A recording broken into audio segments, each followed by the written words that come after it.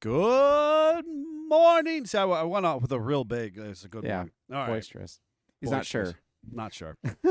Afternoon, evening, wherever, however you Do you are even know what day joining it us. is? I do. It's been a hustle of the last couple months. Yeah. Explosive growth is the number one downfall of growing businesses, and we're a decade plus in as a growing business, and we're still experiencing explosive growth. And so I'm just on for a wild ride. So the last couple months have been challenging. I see. So I do know what day it is. In the comments first is 7 Slot Towing and Recovery Services saying good morning, fellas. Good morning. Oh, that's a nameful, but I love the name of it. Yeah. And they are local to Northeast Ohio, Northwestern Pennsylvania. If you need a tow, definitely a big recommendation there. I was doing my spiel. You were. I was in the middle I of my think that spiel. time has You're passed welcome. now. He's Neil. I'm Neil. Who are you? I am mad scientist Scott Brown. CJ Whisperer. That's what I was doing this morning. Whispering to CJ's. It was. Sweet nothings. Yes. Weirdos. And seated to my right side of Grandma's couch studio, Jeff Shermani. the Italian Stallion. And I see Joe O'Brien is also in the comments saying good morning. Joe. Yeah, Morning. good morning. Yeah, we had a pretty beautiful weekend Yeah. overall. It was gorgeous. It Right? threatened us a couple Spring. times. It threatened us. About the time that you're, putting up a gutter, thunder starts hitting, and you look over your house and you see this black ominous cloud, and you're like, crap. They called for that's right. You had your gutter debacle. I had the from gutter before. off the house. I'm like, this just needs to go on. You're talking about Sunday, Yes. right? This was Sunday because you know what? Honestly, they were calling for storms all day Sunday, and then it never materialized. And then right around 4:00, we just had this random dark, cloud Ominous. system. And we had some big, huge drops, and then it kind of cleared off, and I said to Amy, I think it's going to blow over. I hope. I must have saw a different weather than you because I saw it was supposed to be nice and warm all day, no chance of rain. Yeah. I went top down to Erie. It was awesome. Sunday? Yeah. Oh, you definitely saw different weather. I mean, I had the the national forecasting, whatever the illuminating company uses. They had wind advisories and thunderstorms. I knew They the had wind extra was there. They had actually staffed extra people for Sunday. Oh, it was Um, windy as all get out. I knew about the Yeah. wind, but the temperature was what I saw was going to be nice all day. Temperature was going to be good, but thunderstorms. Yeah, I didn't Yeah. see thunderstorms. Thunderstorms. That was Weird. that was. I mean, was- it definitely I mean- got us in Erie a little bit, but it was brief and then gone. When you had to Huh. keep putting your ladder back up because the wind was blowing it over and you weren't on it, that was made garage or a housework a challenge. Definitely. Huh. Well, I've got a ladder up at the side of my house that's been there for 3 years. are That's- you kidding me? That's not good, Jeff. Is it just a permanent entrance and egress? Do you just sometimes go in and out the back window of the upstairs? No, it's for that section of siding that I never finished. I'm sorry, Kristen. So sorry. It's You easier just- than trying you to put got it the into ladder. the garage. You got the ladder positioned so perfectly. I'm just gonna leave it there. I mean, we've had 90-mile-an-hour winds through the area, and it hasn't taken it. The So ladder has been up for 3 years. You're not going to get on that thing. The ladder's just going to go poof. It's now just a permanent fixture of your house. Oh, It's terrible. Do not do housework like Jeffrey. that is awesome. That is awesome. she goes, I ask him to take it down every time it's windy. I still haven't. So sorry. So there's a lot going on, folks, and we are going to talk tech today. So if you've made it this far through the program, all three of you who are listening in your ear holes in the podcast world, elsewhere on your commute, on your factory service line, in your truck running across America, first of all, we thank you for your services in keeping America moving forward. But secondly, hang in there today. To hear said tech talk, we're going to be talking about automatic transmissions. Yep. We and do we have pictures. we do, and we do have some updates to share with you as part of our program. We like to kind of expand upon the actual real life characters that we may or may not be. People tend to seem to appreciate that, so that's a little bit of our updates. As I like to used to say, we've done a lot of Jeep stuff in our life, and we continue to use Jeeps in fun and adventurous ways, like stuffing goats in the back of them, if you haven't seen the most recent YouTube video. There's a story about that. But Ultimately, our updates are oftentimes about our personal lives or other pursuits and endeavors that we take upon ourselves. If you are listening and you are elsewhere in the world or at a different time than where we are live right here and now, it is important for you to note that almost every Monday you can join us at 10:19 a.m. on the Book of Faces on our live. So that would be on SFJ 4x4 Simpson Family Jeeps Facebook page, live. Sign up for the notifications, get you some of that good live video. You can jump into the comments like some of the other folks already have. If you are joining us at a later date on YouTube, we thank you for that, but make sure you head over to the I Speak Jeep. Well, that would be what the channel you're watching this on. Head over to the SFJ 4x4 page and check out Life in Low Range and some of those goodies of videos. That might be the one where you find goats in the backs of Jeeps. Other than that, I wasn't paying attention. Did you mention Patreon too? you know what? He didn't. I didn't. Okay, that's what I thought. What I was should like, we mention about them? we should mention that if that's not enough entertainment for you, then you have to sign up for Patreon to get the inside scoop on And some then you other projects. physically get to see me working on my house. Working on your house, working on we have a special project that we'll be unveiling this summer. There's also exclusive deals. If you are that one angry guy on YouTube who fussed at us about value-added sales pitches or something, I don't know. He was real mad because we were only offering a deal to our Patreons. I don't know. He got real mad, said angry stuff at me on YouTube's. But I don't really care. If you're one of our Patrons, we're going to give you some exclusive deals, financial breaks for products that are hot and up and coming and that we use on our own vehicles. Not to mention, occasionally we'll put teasers out there that'll be released there before to the general public. Or so behind the early scenes release. stuff that really doesn't make the other videos. But sometimes it's more entertaining. Yeah, definitely. Ken's he said morning. Remember to tune in today. Hey, good morning, Ken. So, updates. There is a lot going on in our lives. There is. Jeffrey has dose things that I'd like to expand upon.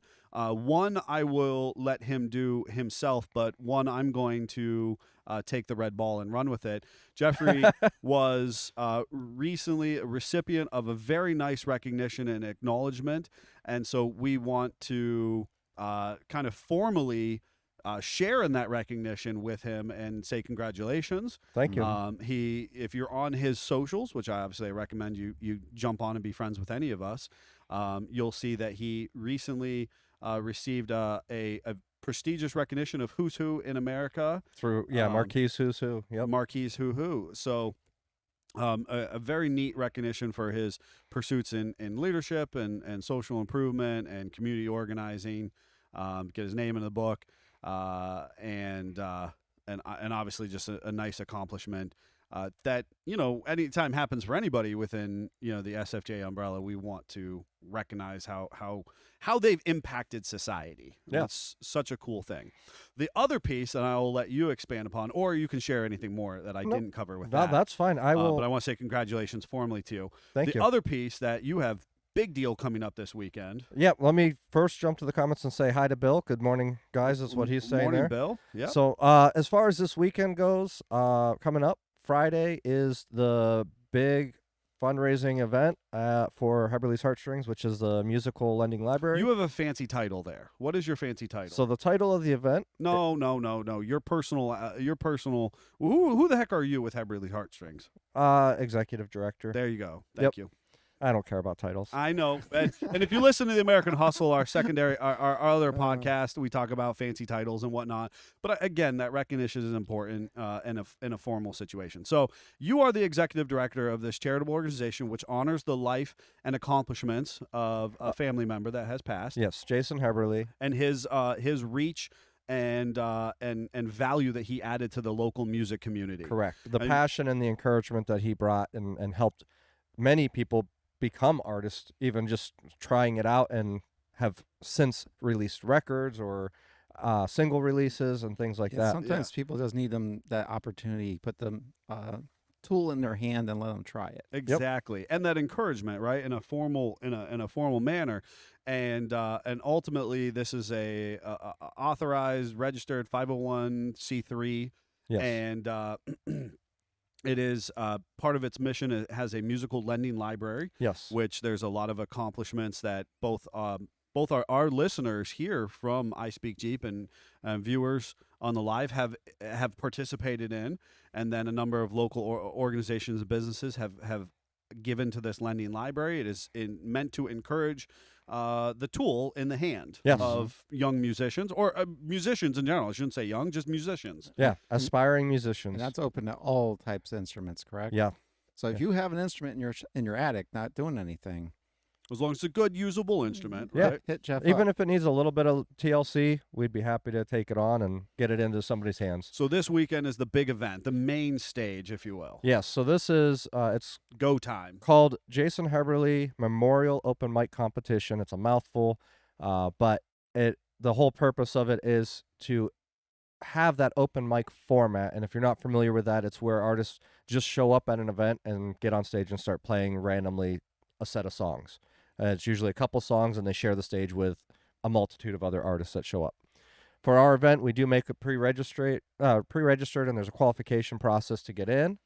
But we have 30 local artists that are performing, and they're competing for cash. So the top prize is $1,000 cash, all the way down to sixth place, which is $275, or fifth place, sorry.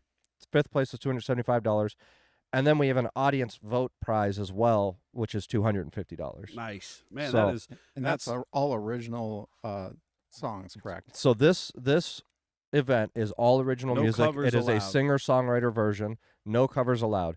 There will be a later event for the cover edition where it's all cover music only. That's awesome. The cover music should be really fun because we encourage people to put their own twist on covers and put their Sure. own flair into it. like Yeah. a independent, artist would do, Correct. for sure. So this one we've got just yesterday we were there at Voodoo Brewing Company in Erie where the event's going to be held, doing a final volunteer meeting. This Friday, Um, if you didn't hear that before. Yeah, this Friday, 6 p.m. till midnight. It's gonna be a huge event. There's it's free to attend. Basically unlimited seating because we have closed 8th Street, so we have all the seating on 8th Street. Literally from Peach to State Street is blocked off for this event. That's Mhm. awesome. Worked with the city and with Voodoo and made that partnership happen. The volunteers are very excited. We have 20 plus volunteers that are going to be helping run the event. There'll be a guitar that is literally being given away. It's a $400 or $500 value of a guitar with a gig bag. It is a 6-string electric Jackson. Mhm. Really cool. So those raffle tickets will be for sale at the event. There's 50/50. There's basket raffles, and these baskets are just gorgeous. Each one is easily a $100 value. Nice. There's door prizes just for attending and signing our guest book. You get a door prize ticket. There's no Awesome. fee for that. So a lot going on. A lot of donations. Even yesterday, we had somebody come in and write us a check while we were doing our meeting. So How That's fun. awesome. How it's fun. very exciting. We're moving along.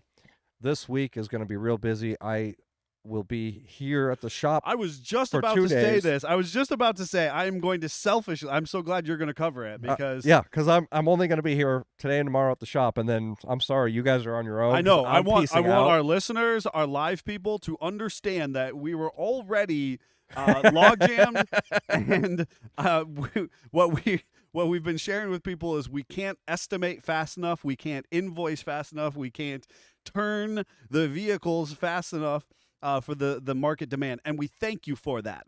But recognize that We're part going to be down to Jeff this we're week. going to be down with Jeff this week, right? And so we We're sorry in advance. we are sorry to our customers in advance, and obviously we wish you the best in the venue. I am right now planning to attend myself. I think it'll be and, awesome. Check it out. So I'm excited about that. Davies actually, he has been hired by our organization to come do photography for the event. The Savage is So he will getting be in the involved. there house. doing the photography. We will have a video recorder up watching the main stage to record the main stage.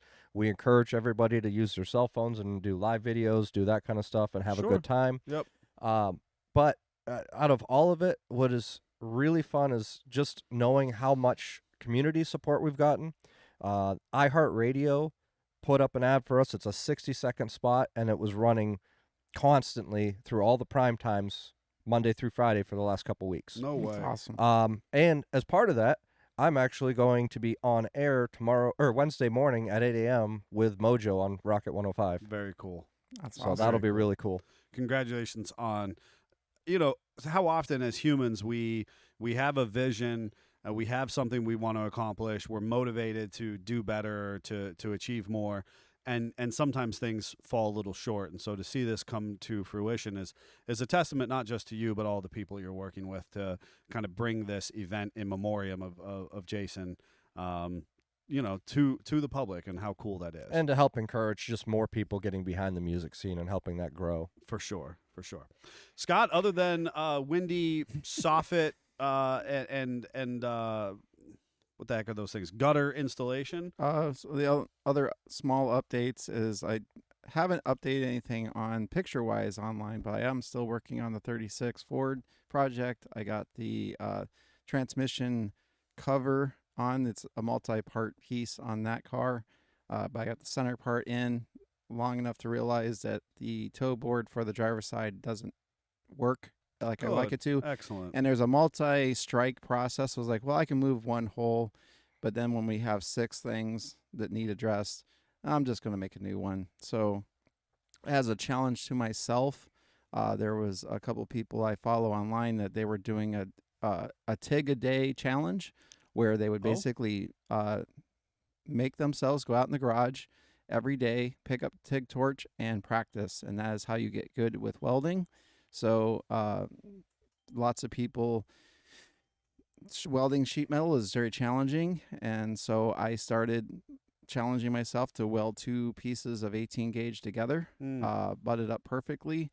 So on the bench, all in perfect situation, but that's what you need to do when you're kind of a novice with TIG, because everything I've been doing mostly is with MIG.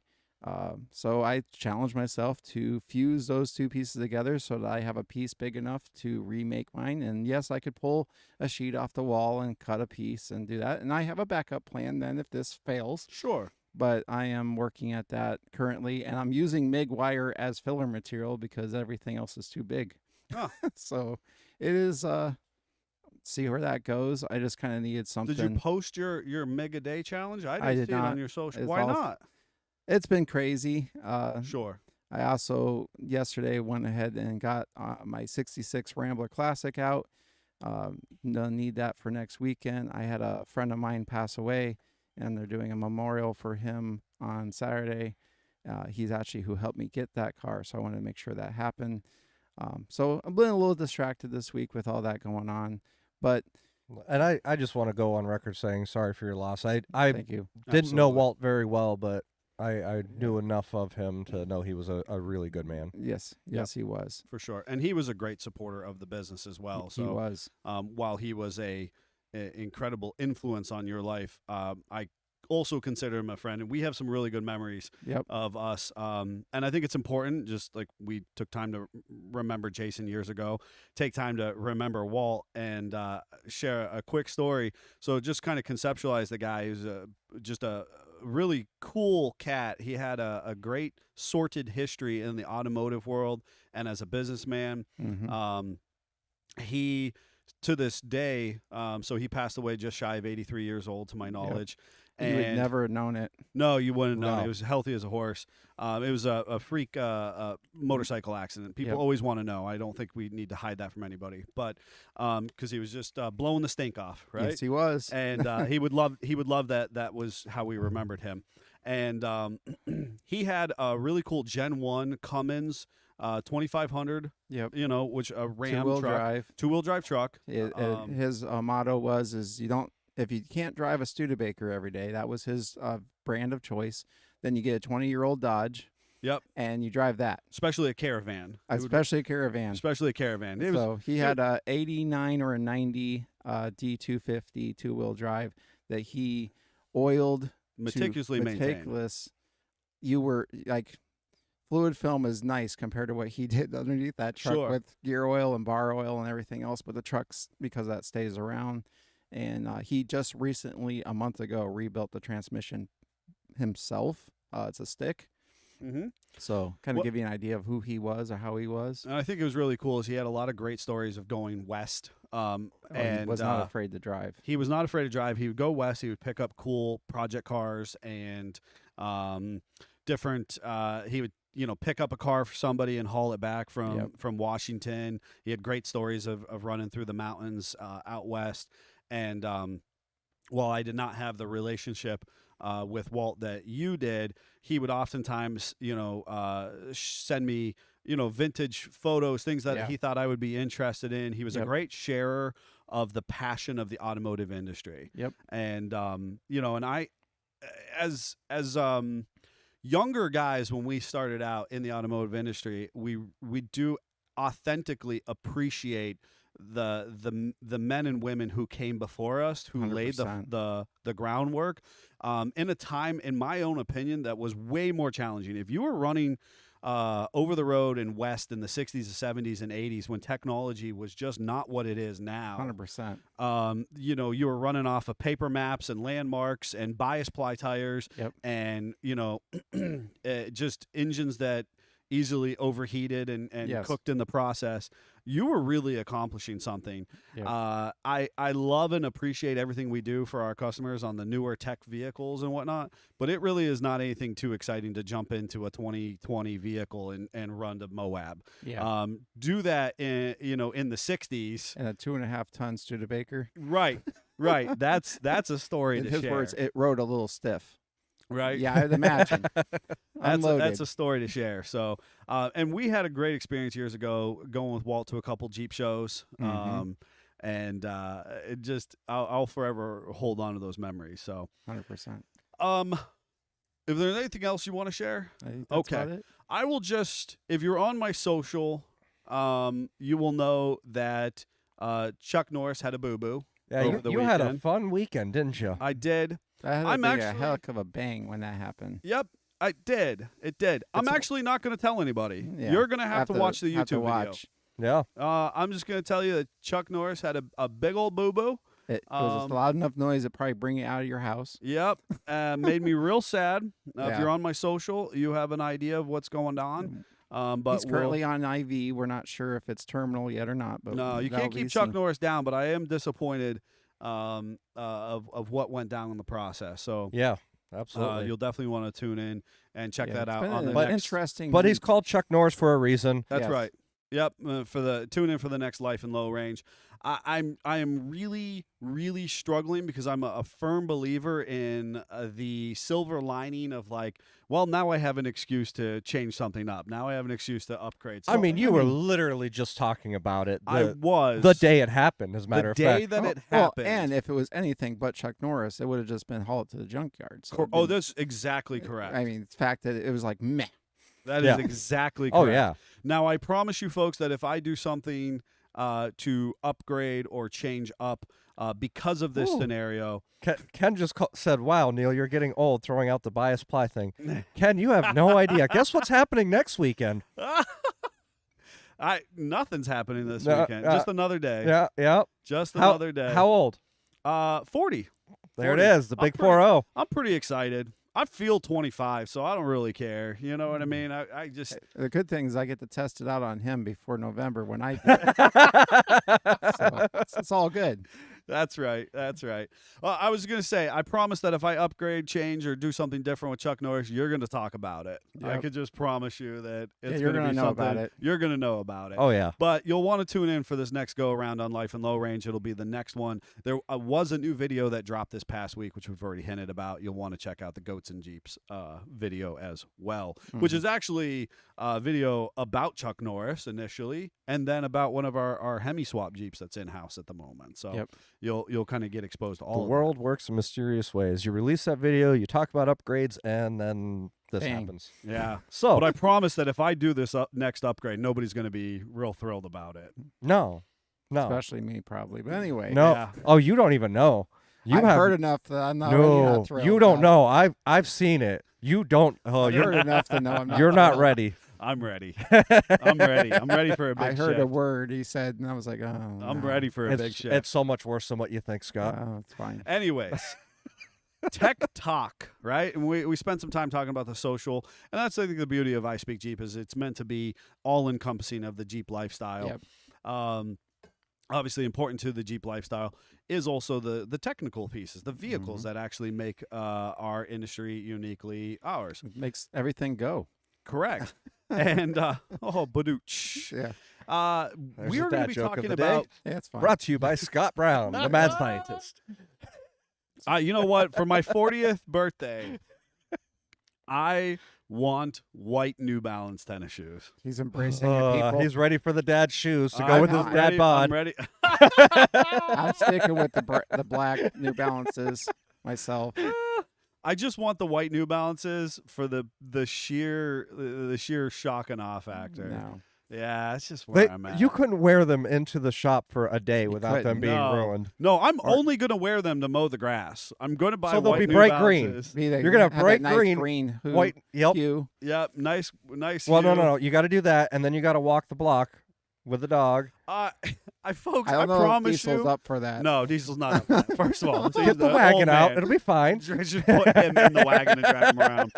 I promise you that if I get white New Balances, I'm getting like tall, like calf height socks with like red stripes on them. You know? Oh man. I may or may not. Are you going to pull out the short shorts to go with it too? Oh, I mean, you they're already in. kinda It's did. 2024. Short shorts are in. These Oh. short black calf over here. They're going to have 4-inch inseams. That's basically going to cover my thigh. No. It's just Life and low range just started tanking. Oh man, it's gonna get.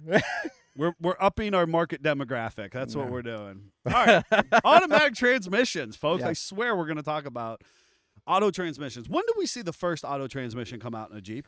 Oh, that was in the late 60s, I I agree. believe. I believe it was the late '60s. I believe it was a Turbo 400. I was gonna say it's a GM application. I think it was actually a Buick at that point, wasn't it? Or it was a GM, but it was not a Chevrolet 400. fun little Chevrolet. Chevrolet. The So funny. Oh, pronunciation. speaking of Chevrolet, we Oh should my talk God. about your bow tie Did conversation. we at all talk about automatic transmissions? Well, hey, What real bow quick, tie? Joe says time for a Skechers slip-on, Neil. I can't bend over. I gotta slip them on. I'm just talking about when you went to go pick up a part and you were looking at bow ties at a Chrysler. Oh, boy. I will share this story. I'm sorry, folks, trying who to want tell to you hear about technical automatic information. transmissions. I am. Here's the thing, folks. I'll try to give you the most abbreviated version. We had to do two things. One, we had to pick up a part because it doesn't exist. It was actually for Joe O'Brien. He's listening and watching. He needed a new dipstick tube. His did not make the Did not make pan the journey swapping. Did through. not make the journey of the engine oil pan swappage. I don't know if you knew that yet, or Joe, or not, but now you do. So And then That's we, right, live updates, folks. and then we ordered one, and it was not right. yeah, we ordered one. It was a mile long. It came in. It was absolutely incorrect. So I then told Greg maybe it was for a 3.6 in a van. it was probably true. I or don't a know. Cherokee or something. Just bad So data, period. we call the dealerships. Dealerships don't have them available in a timely fashion, No. and you know they're going, hey, it's going to take a week to get you this dipstick. Yeah, There, we're you like, know, this blah is blah blah. Not okay. So we end up finding. Joe says thanks, buddy. Yeah, no problem. So we end up finding a dipstick tube in Edinburgh, Pennsylvania. And, Right? and this is one of those times where the Jeep tells us without any disagreement, basically, I'm doing this. Yeah. The dipstick is junk. Yeah. You have Yep. no choices. The Do not tube- pass go $200. Do not collect $200. Yes. Yep. So we find this tube, and now we need to get it. So we need to put some miles on another Jeep. So this you Yeah. know this works out well Do the enough. best you can. Yep. And so I hit the road, and I'm headed off to Edinburgh to grab this dipstick tube, and I'm heading to a dealership over there. So I'm gonna give Cunningham's credit for having the tube in stock. So thank you, Cunningham's, for that.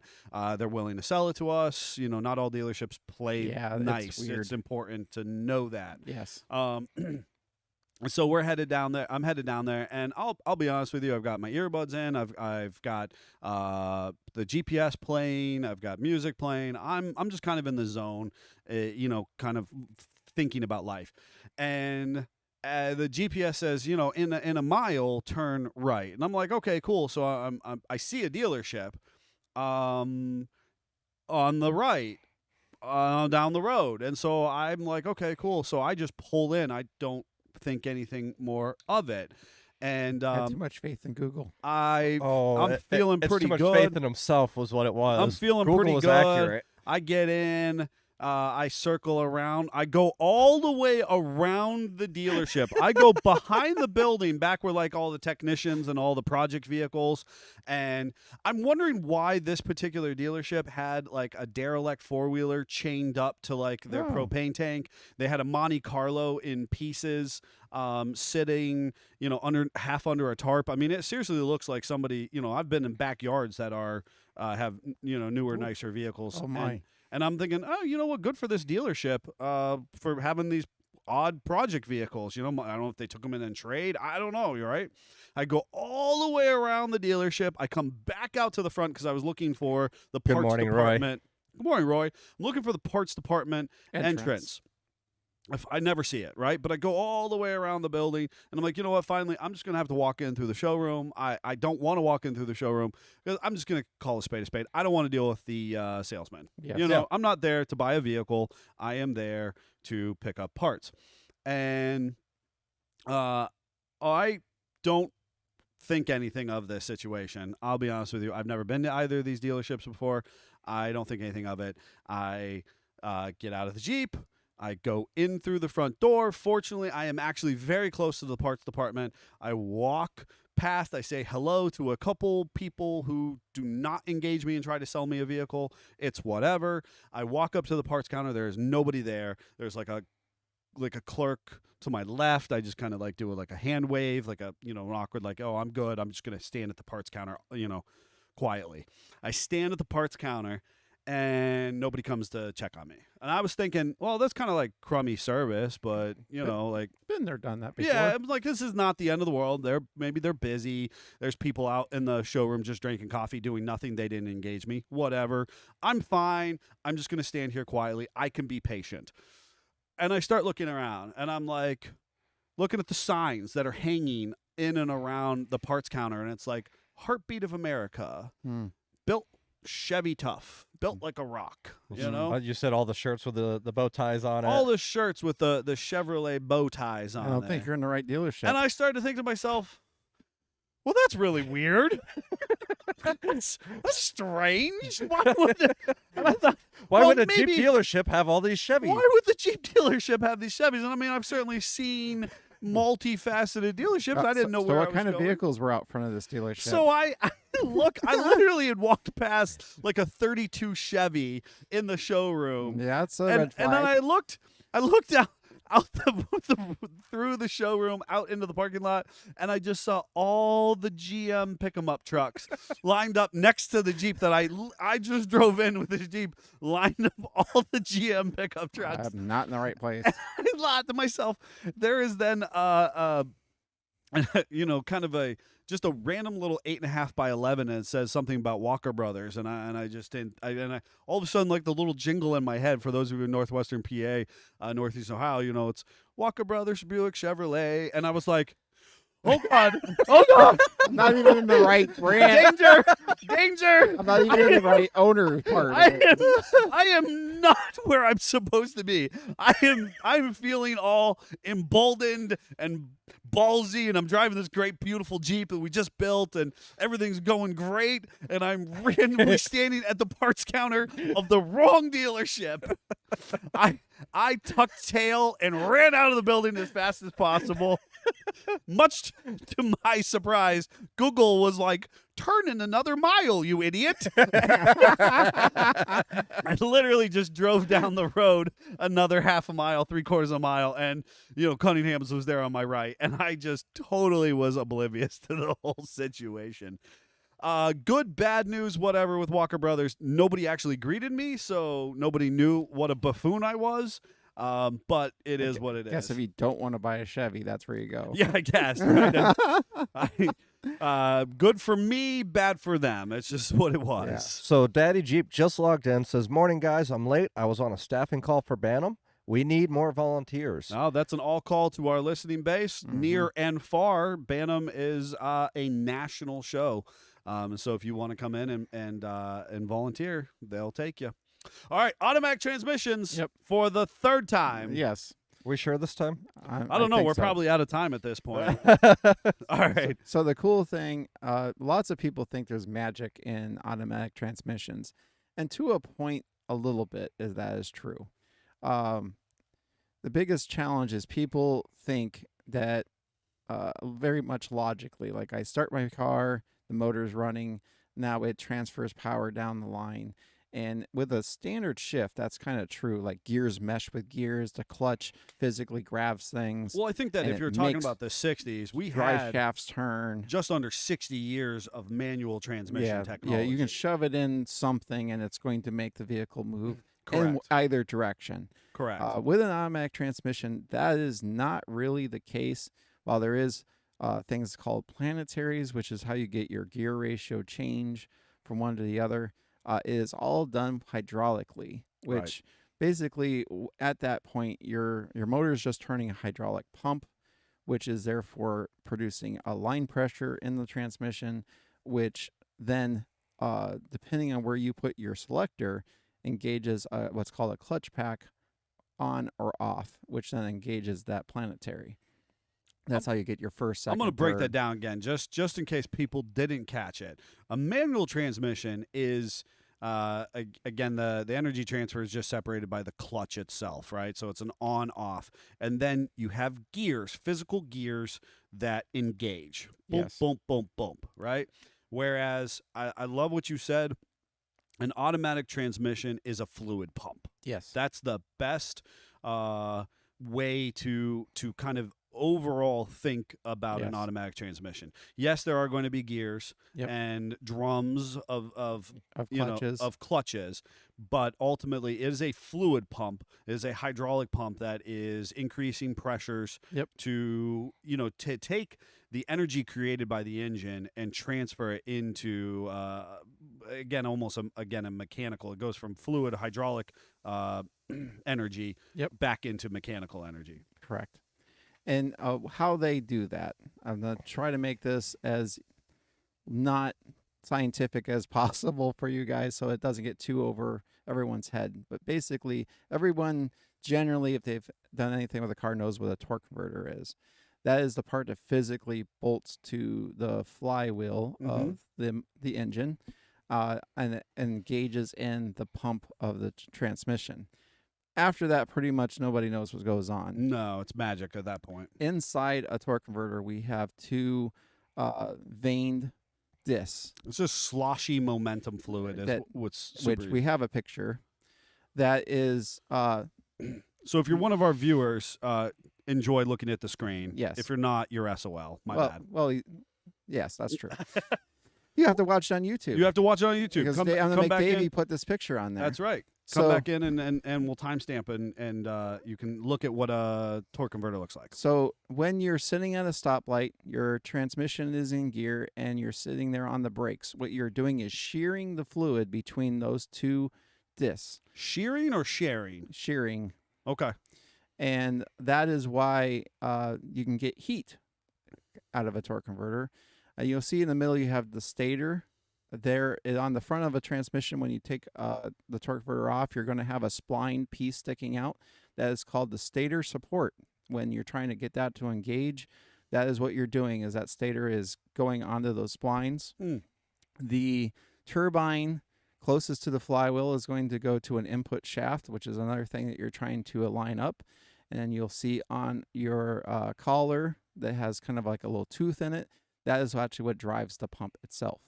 So that is why you'll say, do you want to feel 3 good thumps? And you're putting a torque converter in a transmission because you're engaging 3 things. You're gauging 3 separate Yes. components within the Yes. torque converter So itself. not only is the torque converter driving mechanically that pump by the housing around itself, which is what that tooth collar goes into, but it then is also allowing you to not stall the engine at a traffic light. Sure. Now, every torque converter is going to have what's called a stall speed. That is the rate the vanes are angled at. That means what RPM you have to get to make that kind of catch up with each other.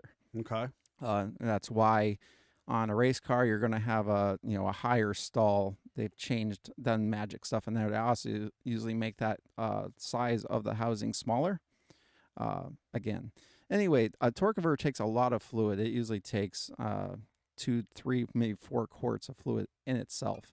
So, which again is why when you put a new transmission in, you say like you need to fill it up to a point, get it going, and then it's going to take a huge drink. That's why. So you go into the pump. That is connected in the case via channels and kind of rivers of sorts. Channels and rivers. Channels and rivers. I feel like I'm in old world Europe at the Yes. moment. And that all ends up into the valve body. That is the brains of the transmission. Easy way to think of that is it's basically just a whole plate full of little channels and rivers. Yeah, journals and valleys and In there are valves that have notches cut into them, and they move lining up certain channels or not, blocking them off. That again is how you have first, second, third, reverse, etc., and what you are usually moving with your shifter. Now, specifically, we brought up about the 8 speeds in the JLJTs and retrofitting them. well, we haven't yet. Well, previously on another podcast we talked about That's that. right. That's right. Important on this part to bring up, this is the first transmission that is shift by wire. Yes. What that means is when you're moving your shifter on the console, I don't care how firm or great that feels, you are physically doing nothing but telling a computer you're moving the stick. And in fact, fun fact, they had the rumor, the professional industry rumor was that they had actually made a couple push button transmission. Well, there was a dial. suggestion. First ones in the Rams where it was the dial and everybody got angry. Right. They want a stick to move, not a dial. They were worried about it. I'm going to go to turn up my volume and put the thing in park. Yep. That was talked about. And these engineers apparently at the mothership were like, these folks don't need a stick to move. Correct. In but we fact, need that for confidence. We can use this space for more cup holders Yes. or for Anything. more leg room, whatever. Yes. And consumer But confidence change was is like, hard. Change is hard, and we didn't like it. So they made us. We made the OEs go back to a stick. Yep. We the people have Yes. spoken, Yes. and we want a dum-dum stick to move Yes. with our hand. Yes. To the point Even that, though it's doing the exact same Even thing though as it's the doing dial. 100%. absolutely nothing. to the point where we've now seen for a while there was a good Ford commercial where they press a button and the shifter disappears into the console and he puts his laptop there. Yeah. Still has a stick though. I want everybody to know, take that shifter away from me. I've had push button automatic transmissions for years at this point. I've driven them. RVs. The RVs. I'm okay. Grand Cherokee customers, they know they have dials to do your transmission shifting. I'm fine. Take it away. Give me a place for more my GMRS to get mounted. Give me a place for a bigger display stereo. That kind of stuff. I gotta go to the comments. Joe Brilla's in the comments. Be careful and now. as Don't get us usual, banned. as usual, he's coming in hot. Greeting Quite literally. kiddies, we're stuck in a massive traffic jam on I-70 east of Vail. I assume that's Colorado. Yes. Beautiful area. Yep. Where everything so- is perfectly legal for the next statement. Everything, yes. So the next statement is, guy sitting next to us is smoking a joint and won't share. Is he the driver or the passenger of the Well, vehicle that you're sitting next to? I don't Because know. I need him. Colorado. Do we I really need want to it- know? Well, What I you want really him need to be a do is just passenger. what you really need to do is just ignore that that's even happening and pay attention to the beautiful surrounding that you're in Correct. while you're stuck in traffic, There we because go. it is absolutely gorgeous out there. Yes, Yes. for sure. So anyway, Automatic transmissions, shifters, fly-by-wire or Yes. shift-by-wire. so what that means is now there is an actuator inside the transmission that moves that valve in the valve body to allow you to shift gears. Yes. That's all it means. It went from a cable to electronic thing that moves it. And honestly, we've been doing that forever on the racetrack because you cannot shift a transmission fast enough to go down the quarter mile. So Mhm. air cylinders do that, believe Yes. it or not. So any which way, So inside the transmission, we're going to have those planets and those clutch packs. Those are going to be in drums. And back in the olden days when we have like Turbo 400s, we had these big, heavy cast drums that held anywhere from 3 to 7 clutches, depending on the strength of the transmission. Believe it or not, a lot of differences on, say, like a 700 R4, if it's a V6 transmission or IROC Z heavy-duty 350 rated transmission, was the V6 one had less clutches in it than the V8 one. Right. I Plain want to and go simple. back to that period and just say that each manufacturer of the big three nature had their robust transmission. Yes. Right. And so GM came to market with the Turbo 400, Yep. which was 3-speed. Yep. And was used in all applications, and even And then still, some. and then some, and it's Yes. even still used today for some, some rock buggies, some bouncers. Yep. If you're doing an affordable build, you might use that Turbo 400 because it's just robust, I mean, and you don't need to do an the overdrive. places cry. you would find a Turbo 400 in was just mind-numbing. Oh, it's so Yeah. cool. Even like mining applications. Oh, yeah. And I think a Jaguar had one for a minute. yeah, They super adapted them fun. behind everything. Just fun Jeep rumor mill that I find to be true, but it's the internet, so I'm just gonna say it's a rumor mill. Right. The reason why AMC started out with a Buick case was because GM cut them a deal. They had built a special Turbo 400 to go behind a nailhead Buick, Yep. which is a Buick motor that was used in the early 60s, about some 61-ish to 64, I think. Again, don't shoot me. I'm not a Buick guy. Sure. Which had a special case made for that. It was not a big deal for them to do that. And they're like, hey, we have this. What do we do? AMC's looking for a deal. AMC just wants scraps. Yes. AMC was basically the car manufacturer hanging out behind the restaurant, trying to Yeah. dig through Yeah. what the restaurant was throwing away. Yeah, and I always Through the thought it was dumpster. cool because I'm always been a street rodder, hot rodder at heart. So I like seeing things getting used and Repurposed and repurposed used, and yep. recycling. It's a type of recycling. So any which way. So they just made about an inch thick adapter to go from the nailhead Buick to first a 350 Buick in the full sizes. Yep. There was also one for an AMC bell housing because you could get that behind, I believe, an AMC Rambler 327 that was used in it for a minute. And then they, of course, used that behind the 360 and the 401, which, again, is just a thick adapter. They did not change to a specific AMC case until 1974. Yep. And that literally, I believe, was because the Quadra-Track came out in Quadra-Track. 73. That was the last Turbo 400 to have a nailhead case. And then they sold so well in 73 that AMC was like, hey, I Hey. think we have a hit on our hands. We will invest in casting our own case. The bell housing part's the only thing that's different. Sure. So the rest of it is all GM inside, 100%. Right. I'll further that to say that Chrysler does eventually produce their own transmission in the 727. So Pretty robust. that's important to note. That was their Turbo 400. They were Correct. used behind Hemis and everything else. Just when Chrysler took them over, I think it was kind of like, we're going to use this Turbo 400 for a minute, but we kind of feel dirty Right. when we have our own automatic transmissions that are actually pretty good. You had basically your big three. You had a C6, C4. You took my thunder. You had the 350 Turbo, Turbo 400. He does that a lot when it Yeah, comes to and a technical. 904 right? and a 727. Also a 998 for those that are in the crowd that'll say yay. Yay, YJ. Well, and and CJ. TJ and old CJ. Yeah. Yeah. Fun also trivia. They did not put a 727 in a CJ from the factory. No. There wasn't enough room for it in the frame rail, so those got a 998 or a 904. Same basic transmission. Which Again, then- has more clutches. or Which then bigger becomes a bands. 32 RH, which is Then, really yeah. it starts to go downhill, folks. Just so you know. Yeah. Looking at you, YJ crowd. Yes. And early TJs. All I Correct. know is And there then was a lot moves of into numbers and TJs. letters, and I don't know what we're Well, talking and then about. I'm sorry. ultimately the 42 RLE comes out, because it's yet a further descendant of the 998 Yes. case series. Yep. And that 32RH was so pathetic that we needed to make yet another pathetic transmission of the 42 RLE, which mine was wonderful until Chuck Norris got hammered in the parking pin area. Yes. That another teaser as to what's going on there. Yes. There you go. Yes.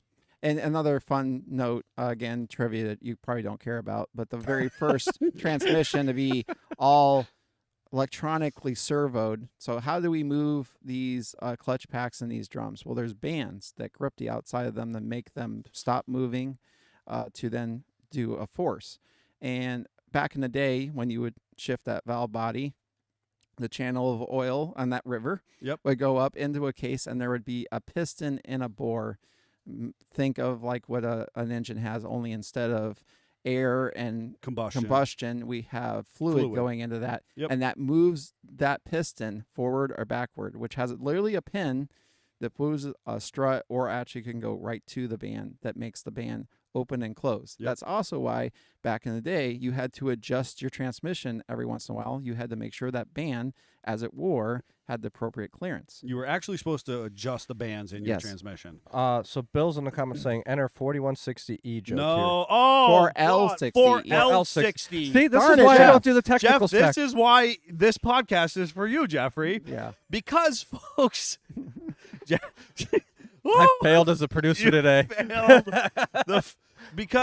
Because in my opinion, and I'll just say this, is we enter the 90s of automatic transmission technology, we just straight go into hot garbage automatic transmissions. There's a reason why this happens, because we have they always had spent so much money initially on transmissions in the 60s. Yes. They're like, listen, we got to get as much mileage out of this as possible. That's absolutely correct. So all we did to make further transmissions, especially in Chrysler, was to say, where can we shove a lockup torque converter in, which what that means is it takes, there's a clutch inside that makes everything kind of lock up like a clutch, like a standard shift, which means you have a little bit more loss of, or not having loss of friction and that kind of stuff. It makes everything kind of lock up in that torque converter, the stators and everything locked together, which therefore makes better transmission of power to the transmission.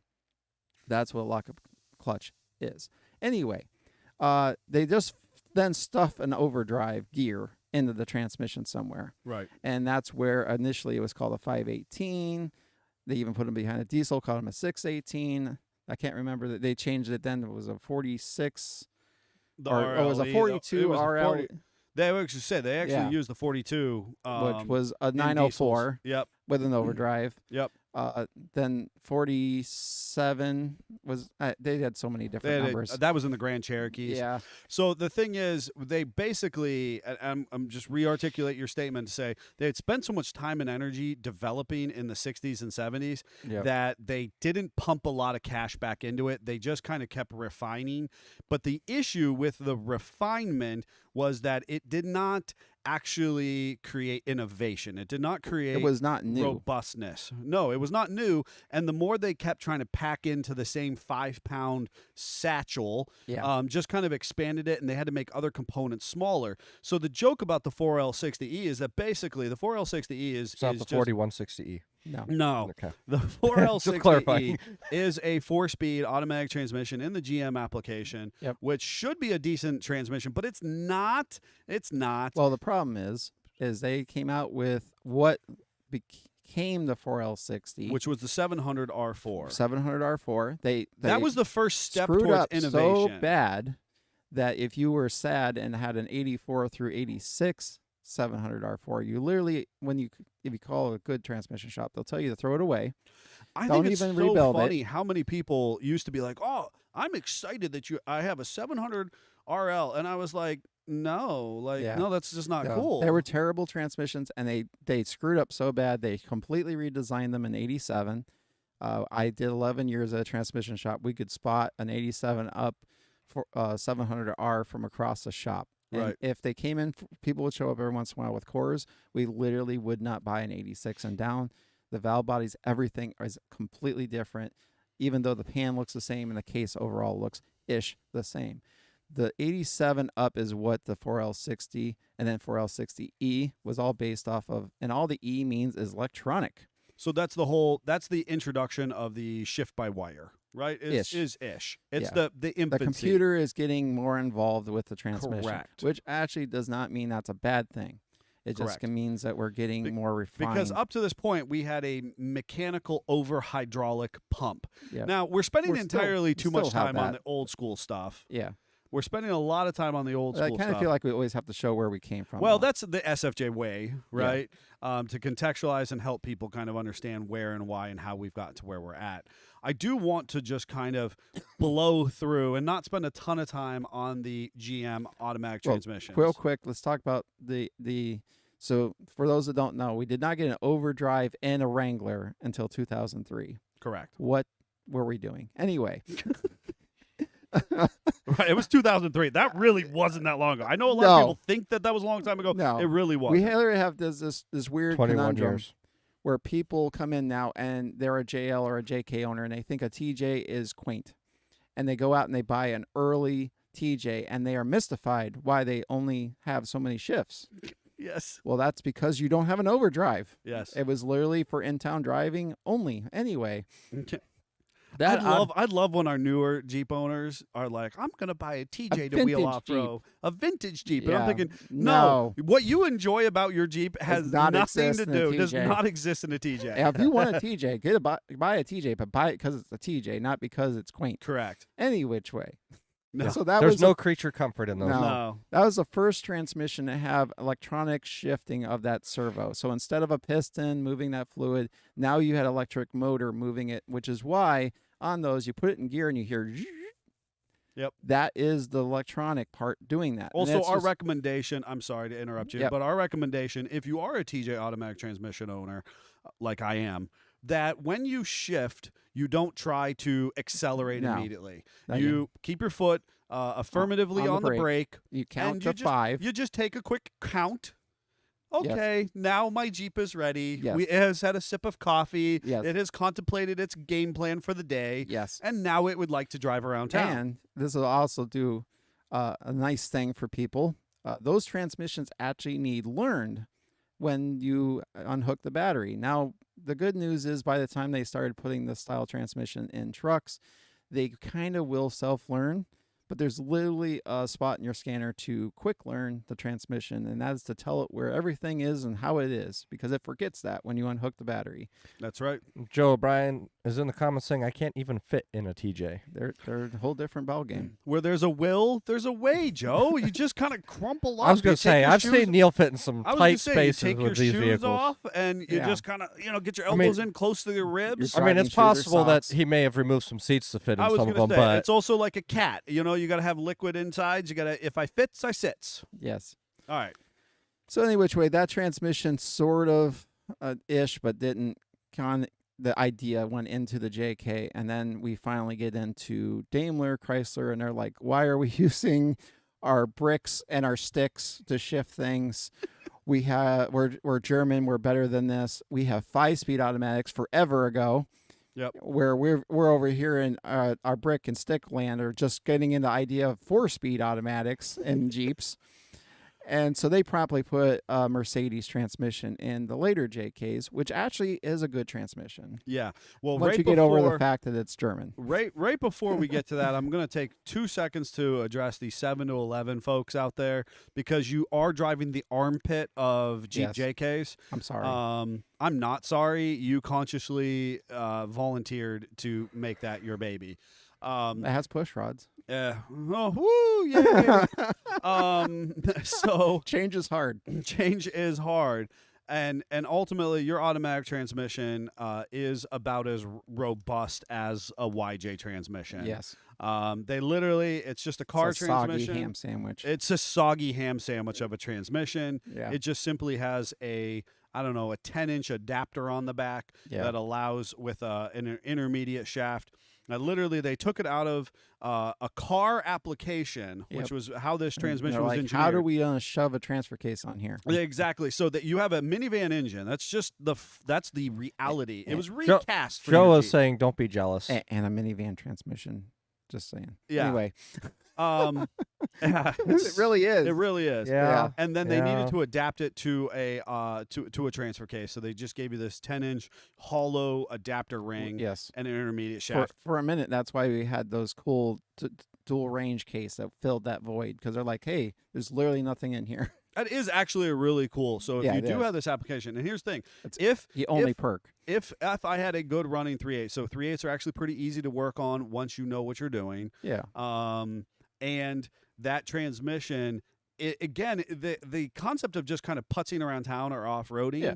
if you know how to use it, if you do your count to 3 or 5 before Yep. shifting and moving and whatnot, if you have the low range case, those are all kind of cool things. Yeah. You know? Now let's talk about 12. As soon as the Pentastar 3.6 comes out, Yep. now we've got the Mercedes transmission. Yep. And this thing's a doozy. Yes, it's a complete breakaway from what we knew before, which is why everybody that had their brick and their stick were upset, because they're like, this is weird and this is electronic and there's all these pins and wires and what is this? Right. And it speaks a different language and I don't like it. Right. It's a heck of a transmission. They put them behind big fire-breathing blown Hemis and they're fine. Yeah. Obviously, there's beefed up things in them and that kind of stuff. Like I explained earlier, there's parts specific for each motor design, because Correct. why would you put all this extra stuff in there when you don't technically need it?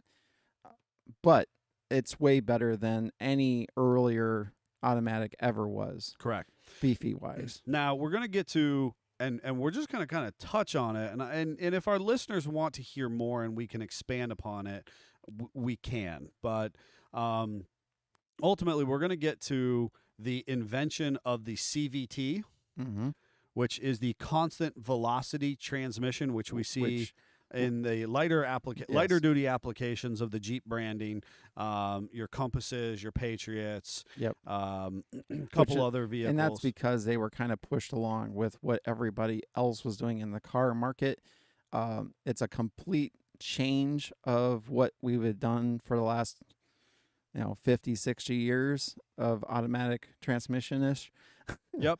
And we're just looking at the problem from a different vantage point, which is why everybody with their bricks and sticks were upset, because change is hard and we don't like it. And I know, love that- his phrase of everyone with the bricks and sticks. I feel Yeah. like that's a T-shirt possible. I've had so many good T-shirt ideas. I know. So Why is many good Davey ideas. not working on Scott these? has so many good ideas. He has the best idea. But so we have the CVT come up in a similar time that we lay the groundwork for the current 8-speed transmission Yeah. that our JLs Well, and JTs have. We kind of had to do something, because with a CVT, you can have something called an infinite gear ratio. Which was very cool. When I was Yes. when I was in college and they were teasing the CVT to us, and I was learning more and more about it in the early 2000s, I was actually really excited about the CVT. Yep. It makes sense to me. Yep. The case size to application Yes. is the restraining manner, Yes. right? CVTs are really cool. I understand. Basically, we have a cone of application.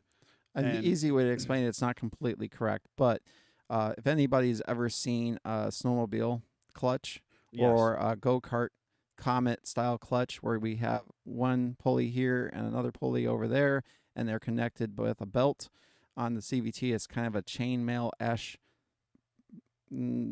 Friction thing. surface, yeah. more than a belt. But basically, that sheave on those can grow or shrink. Yep. Moving that chain or belt up and down. Yep. And likewise on the other side. And that means that it can go where basically every little change is a different size, which is a different gear ratio. So the bigger the front gets, the smaller the back, vice versa. That's a different gear. And again, change is We hard use the word gear as a conceptualization because we have to understand it. because we're understanding it in our bricks and sticks mind. Yes. But it's no longer gears. But We it- have a series of clutches and bands that are operating our fluid transfer or Correct. our energy transfer. And they've been doing this forever in the side-by-side world. Like Rob on our comments said that my go-kart has a CVT, so does the wife Subaru. Yep. Subaru embraced it early on, and those drivers didn't like the fact that they didn't feel it shift. That's the it big was thing broken. with the CVTs. I have my brick and my stick, and my car's not shifting, so it's broken. So they've literally made pauses in there so that you feel it shift. It's why I still have my shifter Still have my stick instead of my GMRS mount. Or Yes. take the stick away and give me a GMRS, give me a CB and a laptop mount, and I'll be perfectly tickled. And the crazy thing about specifically with Subaru, and yes, they had recalls, and they had problems, and that's with anything you got to learn new. somewhere. 4 L60s. Yes. Oh God. they can shift so fast. Those cars get up to speed very quickly and spiritedly. The CVTs we're talking about. Yes.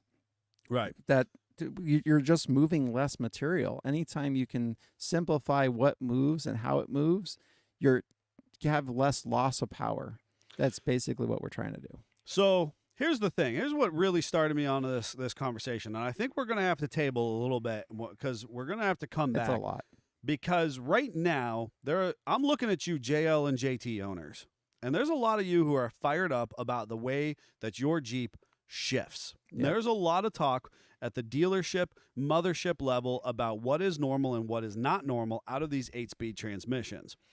I think that with this 8-speed transmission, we have for the first time had authentic innovation. I don't know the history. I don't know where it came from. It's not really born from somebody Jeff has else's a picture of a application. cutaway of an 8-speed if you'd like to put that up there real quick. And what I think we need to do is I think we're going to have to come back to it. But for our listeners at home, we have a cutaway from the top orientation of the 8-speed transmission. Now, understand that somewhere in the mid-2000s, that automatic transmission technology actually surpassed mechanical, manual transmissions. There was, for the longest time, manual transmission was king. Your big trucks were running manuals. You had all of these, you had 10 speeds and 13 speeds and the idea of being able to pick the gear, and you were more intimate with your vehicle, and the big horsepower engines were still running manuals. Somewhere in the mid 2000s, that technology, the robustness of transmissions passed manuals. Mm-hmm. And so much so that the Cummins application, 3500, 4500, 5500, detune it for a stick. they actually detuned that engine application. Yep. For a manual. So those of us who like to row gears, Yes. and if you've seen my Crew Cab International, you know that I've got a Spicer 5-speed in there. Super fun to drive, makes me feel really tough. Makes me feel acquainted with the waltz of America of the 60s and 80s, 60 through 80s, running the roads. Brick and stick. Brick and stick makes me feel close. Speaking of the brick and stick, Giaga Jeepers is in here going, what kind of graphics you want on bricks and stick shirt and what size shirt? I can make that happen. How cool. And then Dale's saying they do seem to hunt, talking about the transmissions. And we'll get to that. And so here's the thing. Do you want to talk about the graphic before I take it away, or? So basically, this is just. Let's talk about next week is what I want to do. Okay. Right? What I want to do is. Bye, graphic. I'm just going to kind of hammer that the idea that those of us who can and want to drive the manuals still, the engineers, the OEs, the motherships, they understand that, and they continue to try to appease us in the process. But the reality is that time marches on. Technology advances whether we like it to or not, and change is hard. So the conversation here is that 8-speed transmission comes out. It is innovative. Now, does it have drawbacks? It does, but it is a traditional 8-speed. Yep. We're going to unpack more of that transmission next week. That's when the graphic will come back. Yep. And we'll share with you, obviously, some fun anecdotes. We're also going to talk about what some of the dealerships are or are not doing, the hunting. When I get really angry at my wife's JL and I ram on the gas really hard because I feel like that's going to help the transmission. Obviously, it's not. No. But we'll be. And the forgetting of gears, we'll talk about that a little bit too. We will talk about that next week because it's pertinent to the aftermarket experience and the experience of the Jeep community as a whole. And I don't know if it's going to be next week, but coming up, we're going to have a very fun special episode that Neil doesn't even know about yet. Mm-hmm. He's going to find out here shortly. That's fine. So I'm also going to have a game ready for you guys. I'm making that public proclamation. Okay. Okay. All right. So there's a game coming. There's a special fun episode coming. Yes. This is all going to be good stuff We've coming got down the good line. stuff happening. Folks, I hope that this has been fun and informative for you. We're trying desperately to keep these podcasts under about an hour and 15 minutes, and so that's important Yeah. for us, We for like you, the gab. because we like to gab and we don't want you to nod off. We also want, if you have prioritized scheduling a fake meeting in the morning, we appreciate that you've done that. Yeah. And, most meetings are out within an hour and 15 minutes. Yeah. Or in the Totally. case of the Brillos today being stuck in traffic, hopefully you're not still stuck in traffic, but If you are, hopefully this has been entertaining and informative in the process. We will talk about the transmission that they're driving, that they're stuck in traffic Next week. Folks, it's been a blast. Jeep on. Jeep on. Jeep on.